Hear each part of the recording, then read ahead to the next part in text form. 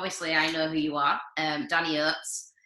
You've come to our church in Hull at Revive a few times now over the past Yes, I have. few years, and done worship and everything with us. I think you as well, didn't you? Take some sessions. You took some sessions at our last Worship and Creative Summit last year as well, didn't you? Yeah, that was great fun. Yeah, enjoyed that. So tell me your worship journey. Tell me your story. Where did you start and all that? So my absolute, if you were to, I suppose, ask where my heritage lies church-wise, it would probably be Assemblies of God.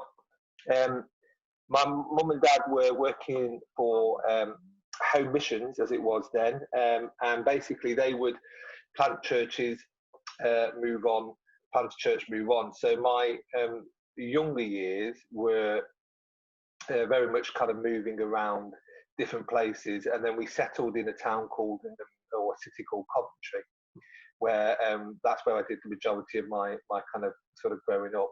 So you've got to understand that coming from that kind of background, back in those days, it was very much the pastor and the pastor's wife would play the piano, and then the pastor would go, right, we're going to sing this, and then they would try and find the note, and off they'd go. And so in those early days, they were the kind of my introduction to worship, really. And my mum was incredibly sort of pinnacle in that. So, the keyboard, piano in the house, prayer groups in the house, just, listening and watching what God was doing in that space. I remember as a little boy, actually, as part of this whole thing, where as a family we didn't have much money, because in those days it's slightly different now, but the way that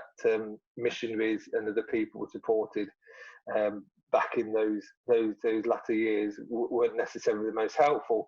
But I remember the times where my mum would be saying, we've got to be grateful, and would bring this around the piano, and we would start to sing and worship sort of God. And there was this time when I knew we didn't have any fairy liquid, which sounds really kind of like first world problem, why you got a fairy liquid, but actually it was an important thing, because how do you clean your dishes? And we remember having a fairy liquid bottle with that much in, but it just had that much in for about 4 months. It just kept going and going and going and not going down. And it's the provision of God. So it wasn't financial provision, but it was a provision that allowed us and sustained us to be able to do it. And so what my mum was ever really good at doing was they would point these things out. So it wasn't just a case of, we were kids left to our own devices, just traveling through. If God did something, as kids, we got to know about it, and we got to share that as a family and go, wow, that's amazing. And so what that does is that cultivates a desire, a kind of passion, if you like, for the things of God in your own life. I did go through a stage where I made a commitment as a young lad, and then did some very silly choices and went away from God and did some really silly things, which is probably another interview, another time, maybe, to sort of go into those things. But on the process of coming back to God in my kind of 17, 18s, what actually happened there was I went on something called Task Force 2000, which was being run out of Scunthorpe Church, New Life Church. I think that's where we were based. So we were based outside in a little town called Hibblestow there.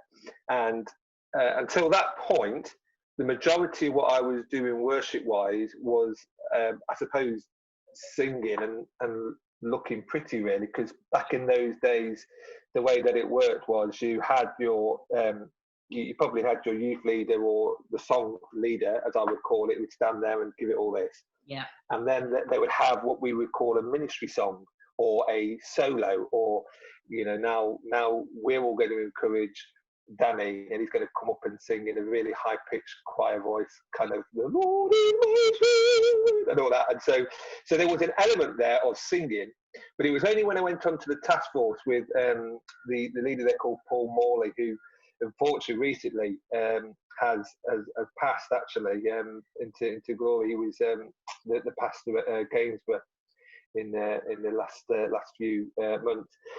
But he knew that I played about 3 chords on the piano basically, and I think he probably heard me playing 3 chords on the piano somewhere. And then literally we were in a meeting, and I think at the time there was about sort of 500 people in there, and that, which is a big old gathering. And he basically just went, "Now Danny's going to come and lead some worship," on the spot, like that. Now, whether or not he saw something in me, I've never, unfortunately, I've had that conversation with him. But I then basically sat down, and it was almost as if somebody had pressed go, and I led worship for 20 to 30 minutes with 3 chords. Wow. Doing all the classics, of that time, and then never really kind of looked back from that moment, because something quite in depth happened in that meeting, and the reason was, I believe, is because there was no way I could have done that on my own.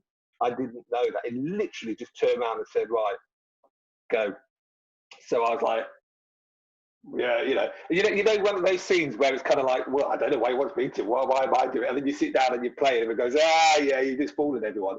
Well, it might have appeared a bit like that, but the reason is that I was at that point completely dependent on God and what would take place, because I didn't have a clue. I'd sung sweetly in church, I'd been in choirs, I'd done all those things, but I'd never actually sat down and played, in that format, and to have, if you like, in the kind of traditional sense of the word, worship leader role within the congregation. Wow. And so God showed up big time, and we had an amazing sort of an encounter that night with what God was doing. And I think that's one of the major things that marks a lot of maturity and growth. When God comes in and does something, you get the fuzzy warm feelings, but then as time goes on and you mature, hopefully, and then you understand what worship is, and actually it's nice to get the fuzzy feelings, but actually worship's not about fuzzy feelings. It's about worshiping God and all He's done and who He is in our lives, and those kind of feelings can go away. So you can lead worship and not feel the fuzzy. It's nice when you get it, but you can feel it. And the beauty of what God did then was, right at the very beginning of the journey, He came in and gave me that fuzzy feeling, and then from then on, for all the way through the rest of that year of evangelism, because that's what Task Force 2000 was, that really then became quite a massive training ground and trying out and sort of developing worship, sort of, really. And so to this point now, I'm 45, so that would have been 17, 18. So I can't do maths, but I've been doing worship ministry for a fair few years. Yeah. So obviously, I mean, I know you sort of from Revive, but also from the what I'll call the good old days at Grapevine. So tell me a little bit about your experience and how you got involved in that that side of things, and also for those who don't know, Grapevine still is now called the One Event, an event for Christians in Lincolnshire at the Showground. And from being very young, I used to go on an annual basis, as many people did. And the legends such as Chris Bowater, Dave Middleton, and so many others were part of that. And you were part of that as well, weren't you, Danny? Yeah. So my involvement with sort of One Event Grapevine really came about. I was leading worship in a fairly large church in Leeds, which was an Ealing-based church, and I felt the call to kind of relocate, I suppose, is what it's very difficult to kind of explain that whole season, really. But while I was leading worship in Leeds, I was also part of Chris Bowater's worship academy, which ran for many years, and there's still elements of it going now, but slightly different formats. But back then it was like a modular course where we would come in and we would have like residentials and stuff like that. So about halfway through that course that I was on with Chris, Heart, Vision and Friendship collided with Chris Bowater, and then that kind of formed a relationship. And out of that relationship came the consequences of what we then did ministry-wise together. And I think, just at this point, one of the key things, certainly if you were an up-and-coming worship ministry, or in any ministry really, is that ministry, for me, always has to be a consequence of relationship, not the other way around. Absolutely. And I think sometimes we get it the wrong way around, and that's why we come unstuck, because we start thinking as the world thinking and going, well, why is the opportunity? This is the opportunity. This is the opportunity. Yeah. So that's just an aside for you there. So moving on from there. So what then happened was I became one of the trustees and tutors on the Worship Academy Vision. And when we moved from Leeds, the reason why we moved from Leeds was to work in Sleaford and become their worship pastor, where Chris Bowater was senior leader. So I actually became Chris's worship pastor for the last 7 years of his what's the word, tenureship, I suppose, or whatever you call it, of that side of stuff. So just with connection with Chris, really. So over the years, traveling the nations of the world, doing worship stuff together and conferences and all this kind of stuff just collided us together, and then was just literally invited on through sort of relationship to be part of the One Event sort of team. It was Howard Williams that actually sort of invited me on initially, and then thankfully blessed ever since to be doing that and being a part of that. A great time of festival, because it's a massive gathering, but that's not why. Well, actually, that is part of why it's good. Yeah. Because it is loads and loads of Christians coming together, and we have those really high kind of moments where we can be empowered and envisioned, and then sort of take that out. But again, the trappings of what something like the One Event would be is that you could live for that. You could live for, it's going to be One Event, I'm going to be singing in front of 5,000 people. It's going to be amazing. Yeah. And again, you've fallen off. You've lost the plot, really, because actually the thing that we need to understand is, because this is a question that I get asked quite a lot about, certainly about when we do stuff like sort of One Event and other large events like that, is how do you get to do it? What's it feel like, which is a great question, but how do you get to do it? What can I do for me to be able to get onto the platform? And my simple answer to that is I don't have a Scooby, and I like it that way. Yeah. Because if I can look back and go, right, well, I did this and I did that, and then I did this and I did that, and I did this, and I can see what I chose to strategize in the natural to do, then I think I've got to be in the wrong place. Yeah. Why am I doing that? And so it's very difficult, and I understand why people are saying it, because there is a pure desire to serve, and young people coming through, they would see that with the culture that we've got of the Hillsong, the Beth, all these massive gatherings where not necessarily through fault of their own, but there's a sense of prestige of being on a platform that big. Yeah. That's why people would fall into that trap. But I can genuinely say, hand on heart, that actually I would be happy singing in front of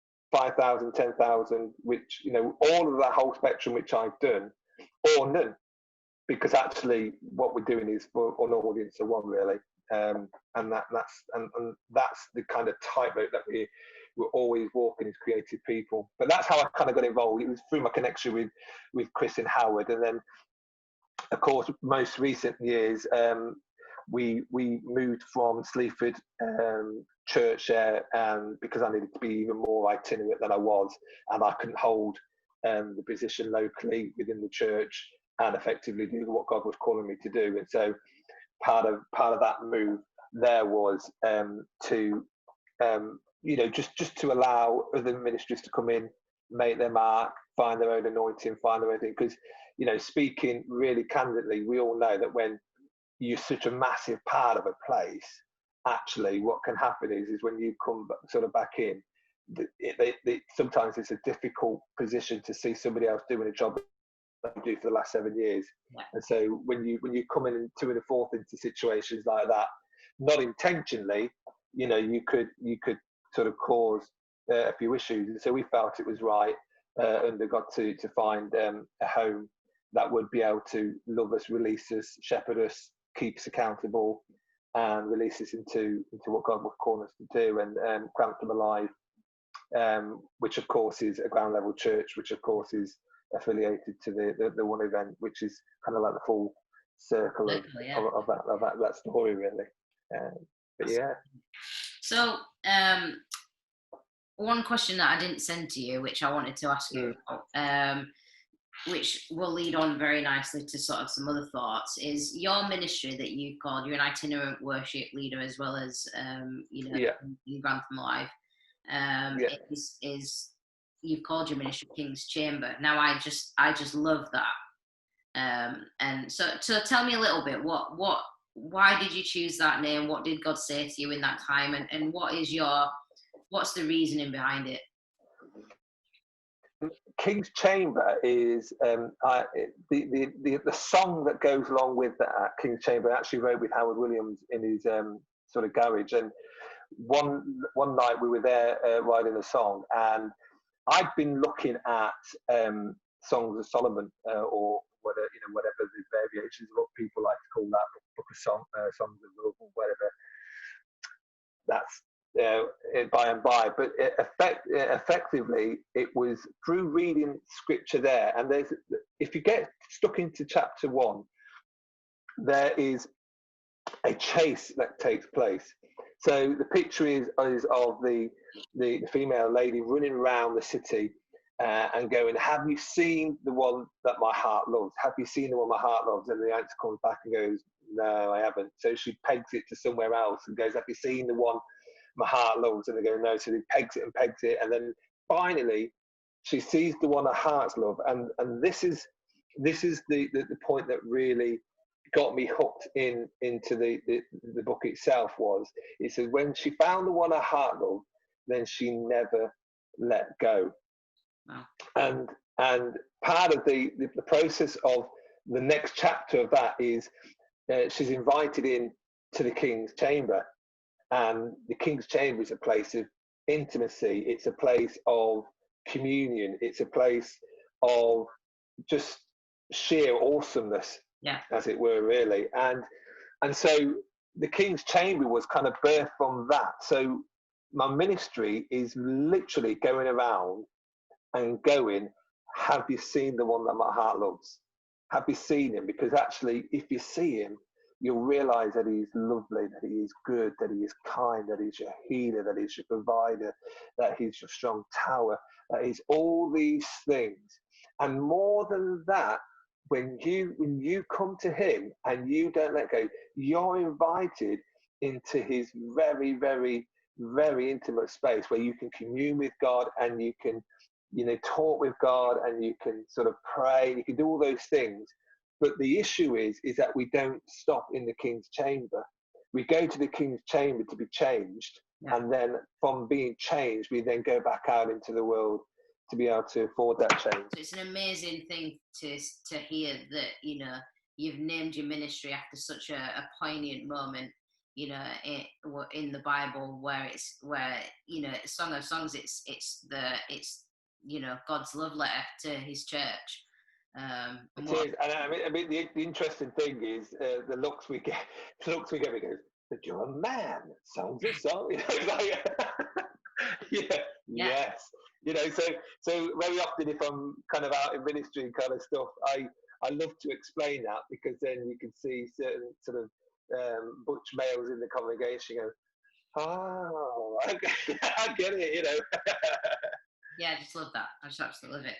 So, what I wanted to sort of speak to people that are part of worship ministries who who've done it for quite some time, but from different experiences, different angles. Because during this time that we're experiencing, 2020, COVID-19, lockdown situation, the worship experience for many is very, very different right now.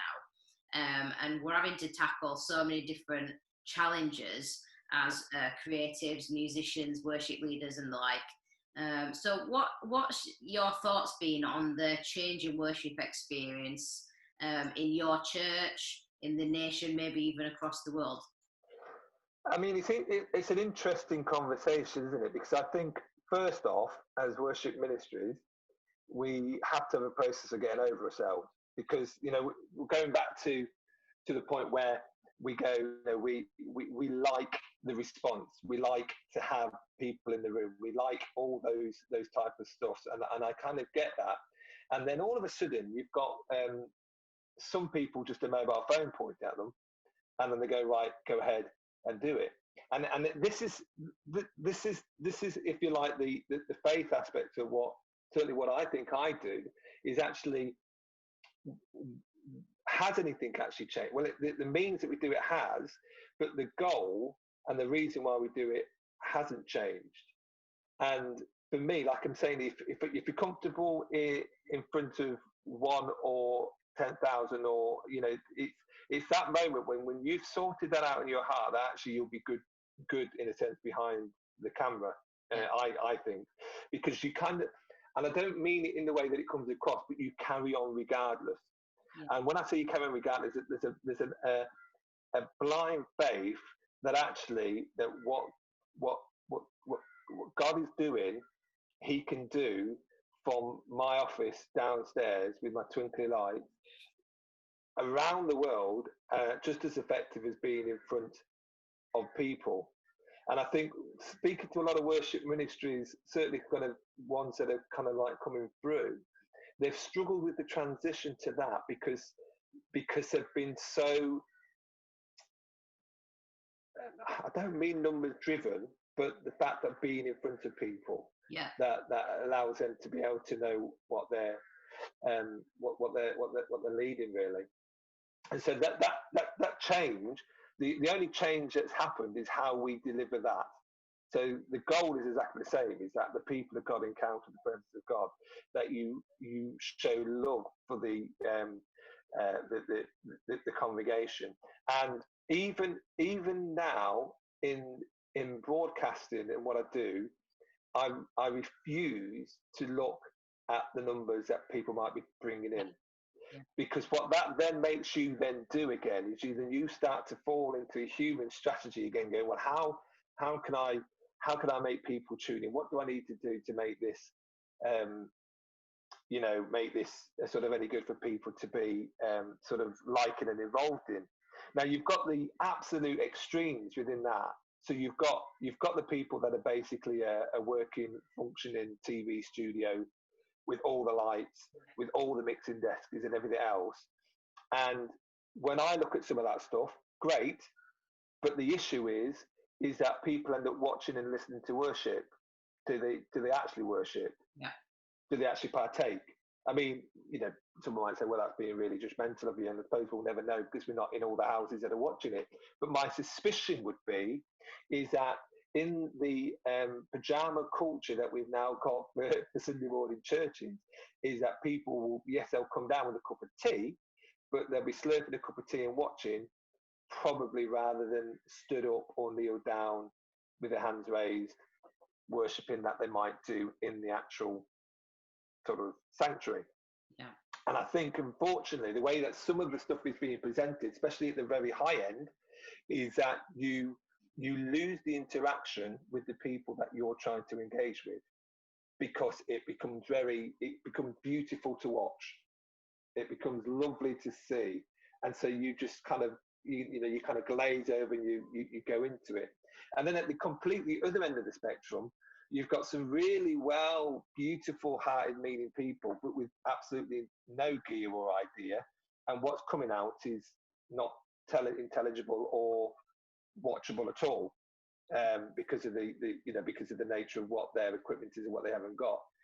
And so part of what I try to do is to keep a good sound, keep it looking good, but not highfalutin and not really bad, but try and be as engaging and as talkative as I can. If I like to think of it as I'm sat there and I'm going to stick my hand through the screen and I want to grab that person and I want to pull them into my space, and then I lead them from that. And that's the point, that it's from a place of love for the people, love for the church, that you still faithfully serve in that way. And so if you look at some of my feeds, there'll be moments where I had to kind of get over myself, because at first it might start sounding like, well, you're demanding from them, why are you telling them to do that all the time? But it's encouraging a response or reaction. So very often I will say, have you got a scripture? Well, let's find that scripture. I'm going to play. Let's meditate on that scripture, and then at another point I'll say, so now we've meditated. What do some of you feel that God's saying? Start typing that in, and you'll be amazed. Just if you can kind of communicate in that way and take them on I suppose initially it would feel like a structured journey to see the response. But once you've got your church community kind of hooked, as it were, or engaging, well, then that could shift again. But initially, that's the kind of thing that I was doing, and so I would be encouraging them to, sing out or find a position. I would speak about the importance of position, the importance of what our hands are, and actually, do we need to lay something down, or do we need to receive something, or do we need, a loving hug from the Father? And just using those kind of analogies and saying, right, so let's now adopt that position, but then allowing space for them to do that, but not be awkward behind the camera allowing that. Because if you just go, right, let's just read the script and you're playing and all you've got is the phone in front of you, that's actually massive as a worship leader, to be in that space and think, are they doing it? Is anyone doing it? Are they all doing it? Yeah. Do you know what I mean? But that's the response that I'm trying to get. And so I will recklessly, purposely push myself through those boundaries to try and deliver in that interactive way, so that people don't just watch and listen to worship, because that's, best will in the world, that's not worship. Worship is a church that's engaged. The worship with a voice that's being raised. It's a church praying out loud. It's all those things. And if there's any way I can get them to just confirm, little bits of interaction along the way, then that's what we do. And certainly more than anecdotally, I think there's been a measure of success of people engaging in what I do in that way, really. Yeah, absolutely. I mean, what have you sort of practically, give me some pointers, because obviously there's going to be some people out there that have got all the, bells and whistles, so to speak, that could do all this stuff. And as you say, some of the sort of more high-end stuff are really, it's like nothing's changed, studios and all that kind of stuff. But for want of a better phrase, for us little folks that don't have all the bells and whistles, what would you say to somebody who's been thinking about going live on Facebook, say, or YouTube or something, and just sort of getting a guitar, sitting with a phone and releasing some worship? What would you say to somebody who's possibly thinking about that? Well, on a practical level, I mean, obviously, spiritual level, we could go through that a bit, but on a practical level, I would say you've got to do your homework, really. You can just sit in front of a phone, like you're saying. You can just strum a few chords and you can sing. Some folks might like that and they'll send a nice encouraging message, but it will soon dry up incredibly quick if you do that. So there is a measure of quality that you do need to bring to what you do, but you, like you say, we don't need to go to total high end. So your phone is suffice. But one of the things that I started out doing was I have a little like 2-channel audio interface, as they call it, or mixing desk, if people want to call it that, if that's a concept they can understand. But that actually works with my phone. So I can literally plug that into my phone and then just swap the keyboard and vocal through that little box and then goes into the phone, which generates a good quality sound. And you can do that for less than £150, which again, that could be quite a lot for some people, but for most worship ministries, certainly if they're doing it with the backing of the church, would be able to afford that. And you can get that, Yamaha do a nice little podcast desk, Tascam do, all the big brands, Behringer, they will do desks that will allow them to do that. And then just have a play. You can broadcast live to yourself, so you don't have to on Facebook. There's a setting, so you don't have to broadcast to everyone. So you can see what it sounds like. So you can test it before you go live. You can do test recordings. So just record on your phone rather than broadcasting, and that will give you a relatively good feedback as to what your sound's going to be when you do live broadcast. But just think about what you're doing and do dry runs is what I would say, so you can get confident behind the camera, as it were, because if you're kind of just playing your guitar, for instance, and you're looking down like this practically because you're looking at your chords, and that's all everyone's going to see, they're going to turn off pretty quick. So if you record yourself doing that, you'll be able to see those things, and you'll be able to kind of work on those things sort of before you go live. But don't expect it to be absolutely fantastic and amazing the first time. Don't expect goosebumps when you first do it, because you'll probably come off and you go, well, I don't even know if anybody will watch it. What would take it? It's a whole new ball game. Yeah. When we're so wrapped up in being with people, which is it, and I long for that day when we can be back together in people, face to face, leading worship. But while we're in this situation, it is a whole new headspace for people that are live streaming, especially if you wanted to engage and lead worship. If you wanted to sing songs, some great Christian songs, bless people that way, I think that's slightly different. But if you're wanting to engage people in worship and take them on a journey, you've got to sit down and think about it. And I would say practice, and Yeah. then go live. I think that's really good. It's great to get some practical advice, because I think we can get tied up a little bit in the spiritual side of it and not know how to break through the practical ways of doing stuff. So I think you've touched on some incredible practical tips there, because I know that there'll be people who will hopefully see this and will want to know, well, how can I break through, and what can I do? And I've personally said, I'm not an amazing vocalist. I can sort of hold a tune. I play a few instruments, and for me, I am struggling with that, the feeling of not having an outlet. I don't feel confident to particularly sort of sit on here and play and sing. So it's great to hear the practical side of things, and like you say, I think the dry runs is a brilliant idea. Record yourself, get a little mini desk. Well, my friend Chris Bowell, he puts it like this: he says, "Skill releases beauty," and actually, what we want to release is something beautiful. Not necessarily, we're not saying professional. We're not doing all those things because we want it to be beautiful. Because actually, we're doing it for the King of Kings. But skill releases that. And so we need to work on that skill level practically, which is why you do the dry run, which is why you look at yourself and go, well, I'm not even looking at the camera, so why would they be interested? Because when you build that skill base up and then you start to present yourself in that way, that's what people will see, and that's what people get kind of drawn into, and it allows you to engage in that way. So skill releases beauty. So to never negate the practical you know, for the spiritual as well. They run so tandemly together, in many ways, because, you know, you can be so super spiritual, you never get anything done, or you can be so practical that actually what you do is so locked down and man-made that it's got no room for God to move. And so the two have to be beautifully sewn together to allow, you know, the Spirit of God to move. That's amazing.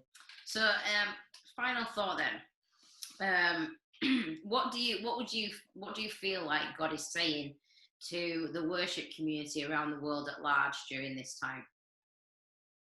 I get, you know, I on a lot of forums and different things, and there's a lot of people that are talking about the fasting and the praying, which is amazing, about sort of asking sort of God what to do. Okay, and what I've found is, and this is what I'm finding that God's sort of calling me to talk to people about quite readily, is the fasting and the praying is amazing, right, and good and proper. But the issue is that we seem to get stuck on the what to do. So when God downloads what we should do through that amazing process of that, you know, centralizing ourselves and asking God to speak to us through that process, as soon as you know, we've got a sense of, oh, God wants us to do this, we jump up, we stop what we're doing, and we leg it.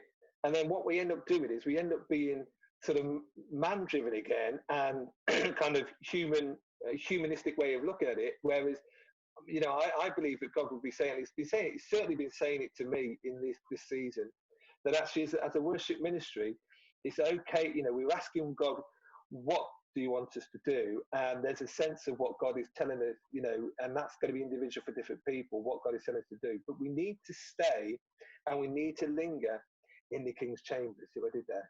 In the King's chambers, because there's two bits of the message that I think that we miss, which is why we end up falling on and trying to do it ourselves, is the how and the when. So we're quick to get the what to do, you know, whether it's, oh, we're going to change the world, yay, we leg it off, and then we go, because we've not sat and we've not lingered in the King's chamber to find out the how and the when. Now there is an element of walking by faith, and we know that, you know, so that's not negating it, but we need, I think that God is certainly as worship ministers, calling us to linger to hear the whole message. And I don't think we've got the whole message yet. I think there's more, you know, lots more to come, because, you know, we don't know what this new norm is, how we're going to operate out of what we do. But we know, if you like, that we want to see souls saved. We know we want to see the kingdom extended. We know we want to see heaven fall. We know we want to see lives transformed. We know we want to see people engaged. I don't think that has changed. Yeah. But when we come in and get all that amazing fuzzy kind of feeling, yay, God's reaffirmed that, so off we go and we leg it out, then in this day and age, we won't achieve anything until we've sat down and gone, so how are we going to do that then, God? Or when are we going to do that? And get that kind of direction. So for me, that's different for because I think every church, certainly as I feed into different churches, they're serving their community. So every community's need is going to be completely different. Yeah. It's not a case of getting a flyer and sticking up and going, right, that's your service. That's what God said universally. So boom, off you go. And it literally is what God is saying locally, church on church, to be able to reach their communities in what they do. Because it's kind of like, you know, within my setting at school, I know the community is different to the community that's just up the road. Yeah. You know, and so if I did something in another school further up the road, or tried to teach a lesson the same way that I taught it at the school I'm at, it wouldn't wash. It wouldn't work, because they're either higher or lower attaining students, the whole breadth of what that might be. And communities are exactly the same, with how they have different needs. And so we need to respond to that and listen to what, I mean, the way, it's probably a bit waffly, but the way that I would say that is, it's, you know, when we look at what the kind of even the songs that we sing, we can get it wrong. So we could be going, well, the Lord is good and his love endures forever. Amazing theology, fantastic theology for sort of middle class kind of church, kind of town stroke rural setting. You go out somewhere in, say, war-torn Africa and try and sing a song about the Lord being good, they ain't going to go down very well if they've got a bullet flying up their sort of rear end as they come up. So they're going to be praising and singing God in a completely different way, but it's still the same. The Lord is good. They would acknowledge that, but they wouldn't necessarily be linking into that. They might be doing a war cry, which is different to us, that they're going, the Lord is good. So you've got to listen to what God is saying to your local setup, and then see where that kind of takes you, really. It's good. So really, really good. I want to ask you one final question, if I can. Yeah. Have you written anything in this season that speaks of what God's sort of been saying to you? Have you written anything new, anything fresh?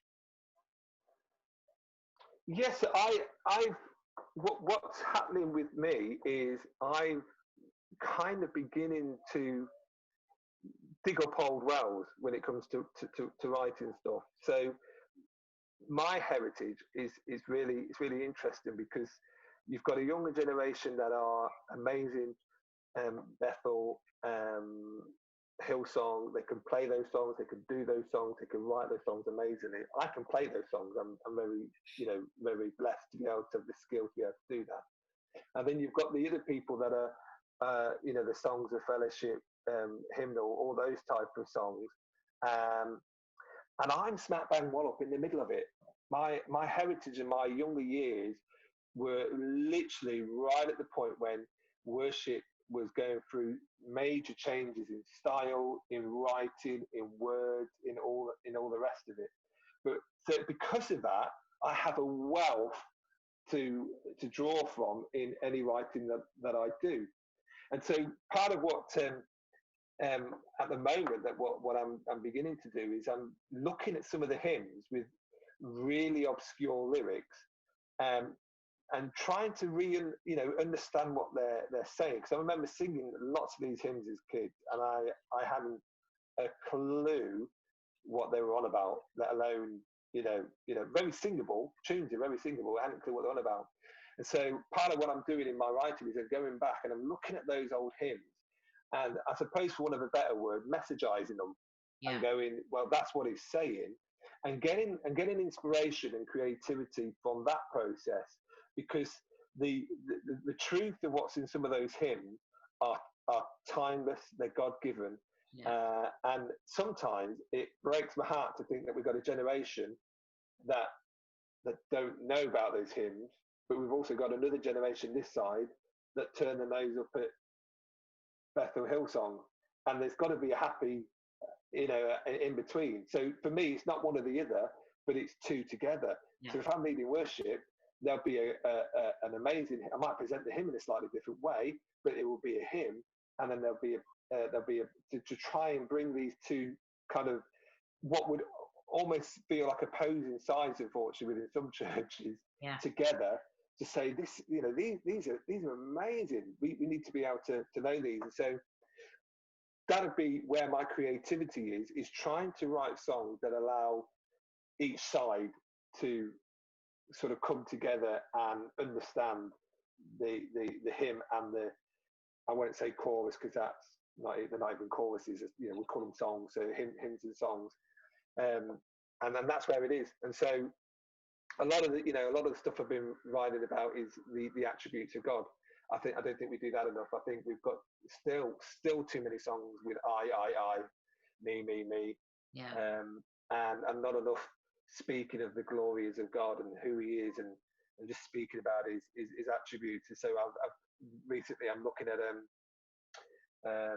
I think you commented on it, and I've kind of developed it since, when I'm just kind of playing around with Jesus, the sweetest name I know, which is an old hymn from the Redemption hymnal, and how I can kind of start to weave that into kind of a more of a modern setting that would allow sort of young people to engage in hymnology, I suppose, without kind of do the factor. Yeah, that's amazing. Really appreciate this, Danny. It's been wonderful to talk to you and to get some real. Mate, it's been a blessing.